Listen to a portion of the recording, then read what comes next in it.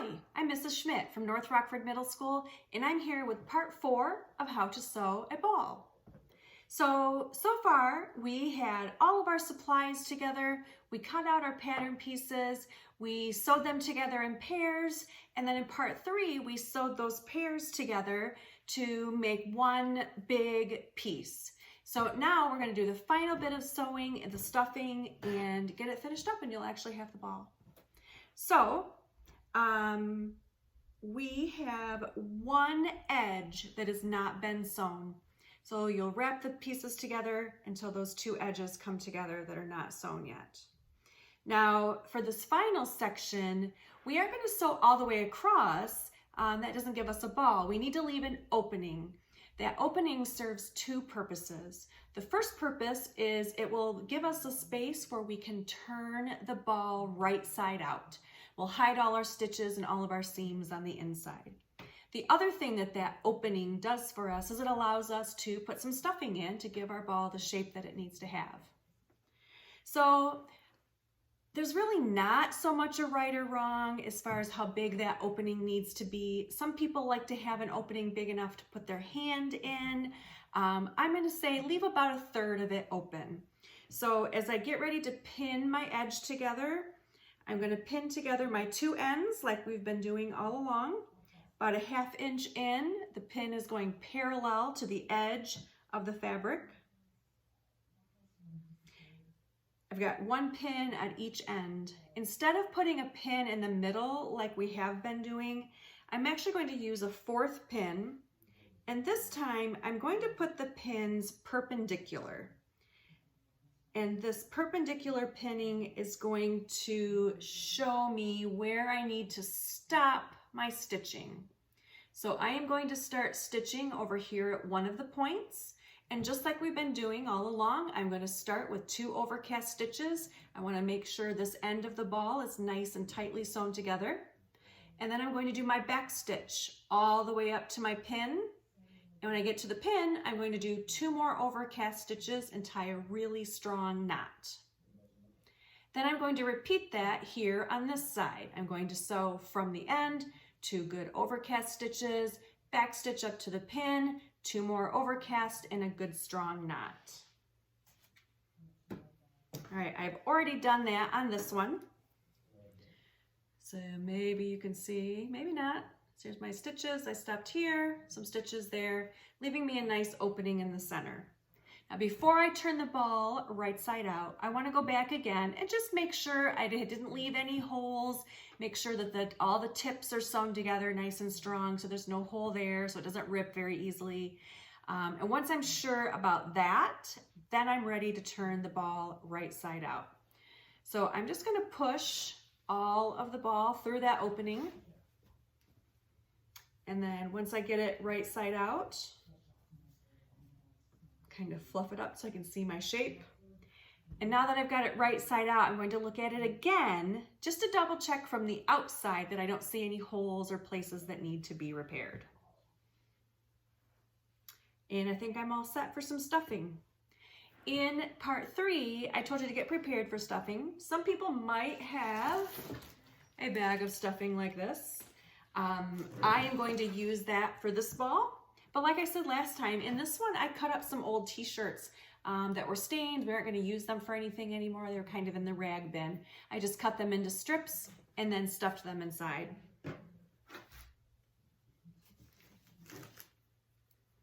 So I kind of like to rip it up into pieces, fluff it up a little bit before I put it in there, and then it's not like just big wads of the stuffing.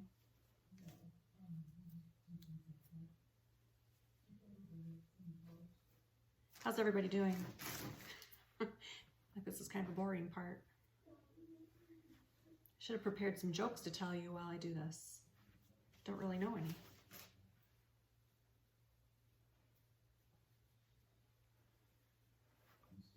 As far as the stuffing goes, there really isn't a right or wrong as to the amount. I mean, the more stuffing you put in there, the more firm it will be.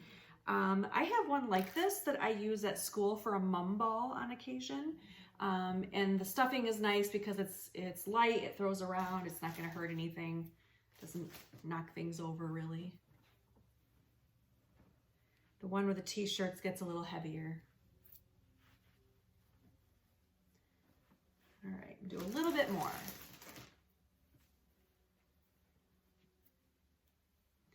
Now, to close up our opening, we are going to use a new stitch, and that stitch is called the ladder stitch. And if you're one of my students, I have put a link to a video for you to watch.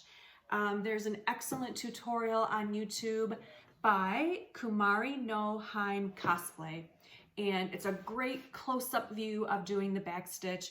I am not a professional videographer, and I haven't figured out how to really make this close enough for you to really see what I'm doing. So I would really recommend that you watch that video. And if you're not one of my kids to whom I've supplied that link, just go ahead and search backstitch on YouTube and you'll find some good videos for that. I'm sorry, not the back stitch. You need to look for the ladder stitch. So the ladder stitch is a great stitch. It's almost magical. You've done a good job. All of your stitches are on the inside of the ball. We don't want to have this final little seam be visible by using some other kind of stitch. So the ladder stitch really is a way to sew this closed, and the stitches just kind of disappear like magic. I am going to go ahead and do that real quick. You won't be able to see very close. So I have my needle all set with a couple feet of thread and a good strong knot. I'm starting at one end of my opening, and I went on the inside of the fabric and poked my needle up.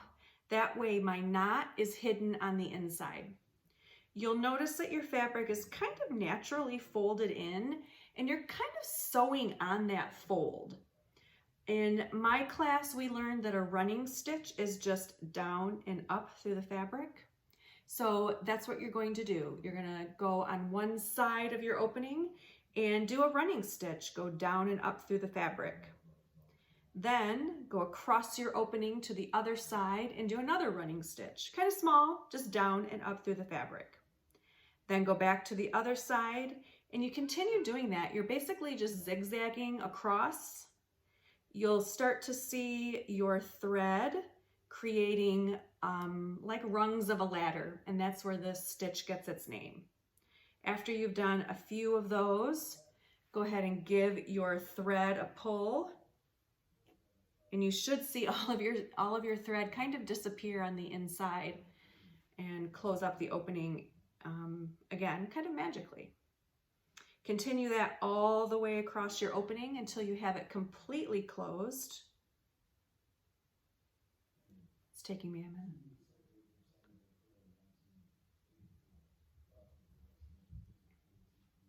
Once you have the opening closed, then they're all done.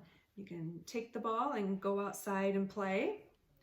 I mentioned before with the pattern, if you made it bigger, the ball could be more the size of a volleyball or a basketball or soccer ball.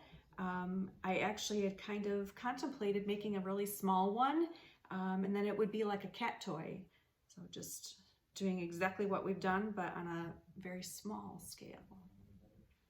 Put a little catnip in there and be a big hit if you have a cat. Almost done.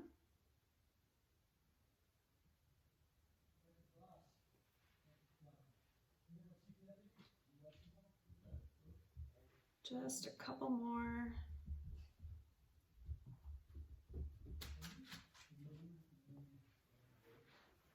And pull.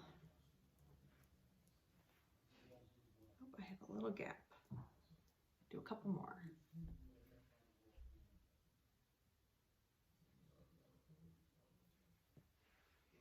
And there we go.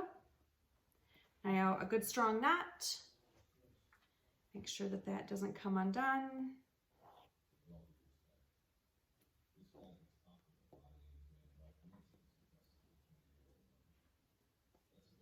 And I am going to put my needle in one last time, pull the thread kind of tight so that when I snip, all my ends go inside. And there we go. There's our finished product. Now you can take that outside and go play for a little bit.